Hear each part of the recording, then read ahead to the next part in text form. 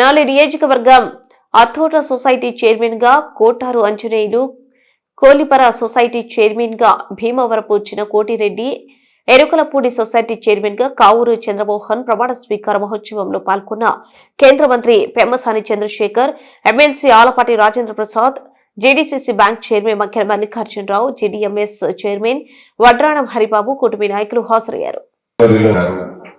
ముఖ్య అతిథులుగా వచ్చినటువంటి కేంద్ర మంత్రివర్యులు డాక్టర్ పెమ్మసాని చంద్రశేఖర్ గారు, అదేవిధంగా తమ్ముడు బీసీఎంఎస్ చైర్మన్ ఇప్పుడే మరి పార్టీ అధ్యక్షులుగా నియమించినటువంటి నాగేశ్వరరావు గారికి, స్టేట్ డైరెక్టర్ గారికి, గౌరవ ప్రజలకి, వచ్చినటువంటి రైతు సోదరులందరూ కూడా ముందు పూర్వక నమస్కారాలు.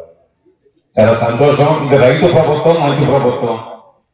4వ ముఖ్యమంత్రిగా చంద్రబాబు నాయుడు గారు వచ్చిన తర్వాత అపార అనుభవంతో ఈ రోజున రాష్ట్రాన్ని అన్ని రంగాల్లో ముందుకు తీసుకెళ్తున్నారు. రైతులకు సంబంధించి కూడా అన్ని కార్యక్రమాలు ముందుకు తీసుకెళ్తున్నారు. చెప్పిన విధంగా 20,000 రూపాయలని కేంద్ర ప్రభుత్వంతో కలిపి ఈ రోజుకి 14,000 రూపాయలు ఇవ్వడం జరిగింది. అదేవిధంగా పండించిన ప్రతి పంటకు కూడా గిట్టుబాటు ధరని ప్రభుత్వం ద్వారా కొనుగోలు చేసే కార్యక్రమాలు చేపడుతున్నారు. ఇక్కడ ఒడ్లు కొంటే మా ప్రాంతంలో చోటు మిర్చిని కూడా కేంద్ర మంత్రులు పెమ్మసాని చంద్రశేఖర్ సహకారంతో ఇప్పుడు లేని విధంగా మిర్చిని కొనుగోలు చేశారు. పొగాకును కూడా నల్లబల్లిని కూడా కొనుగోలు చేసినటువంటి చరిత్ర తెలుగుదేశం పార్టీది, కూటమి ప్రభుత్వాన్ని ఈ సందర్భంగా తెలియజేస్తున్నా.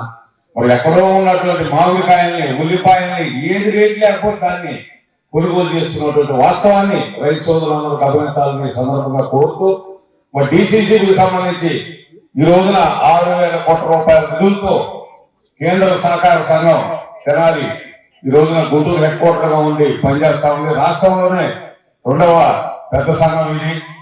మన కృష్ణా జిల్లా తర్వాత గుంటూరు 2వ కేంద్రం అది సందర్భంగా మనవి చేస్తూ, చిన్న గత కాలంలో జరిగినటువంటి లోటుపాట్లు కూడా సరిదిద్దుకుంటూ ఈ రోజున ప్రతి రూపాయిని కూడా రాబడుతూ తప్పు చేసినట్టు వారిని ఈ రోజున అన్ని రకాలుగా కూడా మరి అటు క్రిమినల్ చర్యలు, అదేవిధంగా సహకార సంఘాలలో చేసినటువంటి తప్పులు కూడా శాఖాపరంగా చర్యలు తీసుకుంటూ ఈ రోజున ముందుకు పోతున్నటువంటి వాస్తవాన్ని గమనించాలని సందర్భంగా తెలియజేస్తూ, అన్ని అభివృద్ధి కార్యక్రమాలు, సంక్షేమ కార్యక్రమాలు, మరీ ముఖ్యంగా రాజధాని నిర్మాణం జరుగుతుంది, పోలవరం నిర్మాణం జరుగుతుంది.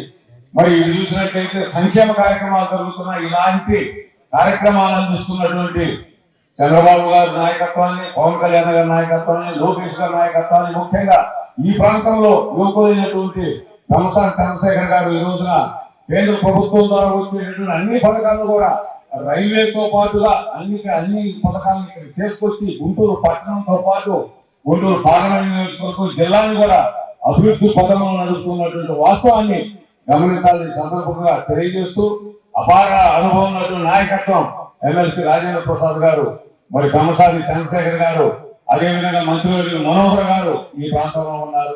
తప్పనిసరిగా అందరి నాయకత్వంలో ఈ జిల్లాని అన్ని రంగాల్లో అభివృద్ధి పథకం నడుపుకుంటామని సందర్భంగా తెలియజేస్తూ, అనుభూతున్నటువంటి ఎంత సంతోషం ఉందంటే ఈరోజు చూసినట్టయితే అక్కడ కొట్టారు ఆంజనేయులు గారు బ్రహ్మాండంగా మరి మంచి కుటుంబం నుంచి వచ్చినటువంటి వ్యక్తి, ఈ రోజు రైతు, ఆయన అక్కడ ఇవ్వడం జరిగింది. ఇది చూసినట్టయితే కోటిరెడ్డి గారు కొల్లిపరలో, మరి అక్కడ కూడా మంచి పార్టీకి వెలుముకున్నటువంటి వ్యక్తి. ఇక్కడ చంద్రబాబు గారు చూస్తే అపారాలు ఉన్నటువంటి సహకార రంగంలో కూడా ఉన్నటువంటి వ్యక్తులు ఈ రోజున ఈ సహకార సంఘ అధ్యక్షులుగా నియమించి రైతులకు సేవ చేసేటటువంటి అదృష్టాన్ని కలగజేశారు. ఈ సందర్భంగా తెలియజేస్తూ, తమ్ముడు వడ్రాణి హరిబాబు గారు ఎక్కడ కూడా కేంద్ర మంత్రి గారితో మాట్లాడి మనకి రైతులకి ఎరువులు కొరత లేకుండా చేసినటువంటి వాస్తవాన్ని గమనించండి.